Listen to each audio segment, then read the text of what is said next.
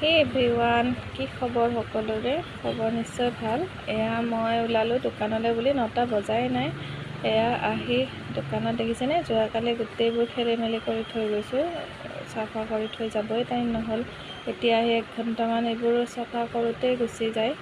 কি কৰিব আৰু, ৰাতিপুৱা শুই উঠাৰ পৰা ৰাতি শোৱালৈকে আমাৰ কাম শেষ দেখোন নহয়েই। কি কৰিব, ঘৰৰ কৰি আহি এয়া দোকানৰ চাব লাগে, কাষ্টমাৰ চাব লাগিব, কাপোৰ যিহেতুকে চিলাই কৰোঁ, কাপোৰ চিলাব লাগিব। এতিয়া কাষ্টমাৰক দিব আছিলে, যিহেতুকে অৰ্ডাৰ আছে। দুৰ্গা পূজা আহিছে, কামো যথেষ্ট বেছি। পূজাৰ সময়ত অকণমান কাপোৰ চিলোৱাই হওক বা পাৰ্লাৰতে হওক মানুহ অকণমান বেছি হয়। যিহেতুকে মই কোনো ছোৱালী ৰখা নাই, অকলে হেণ্ডেল কৰিব চাওঁ যিমানখিনি পাৰোঁ। আৰু নোৱাৰিলে আৰু কওঁ আৰু। এয়া চাকি গছ দিয়ে স্কুললৈ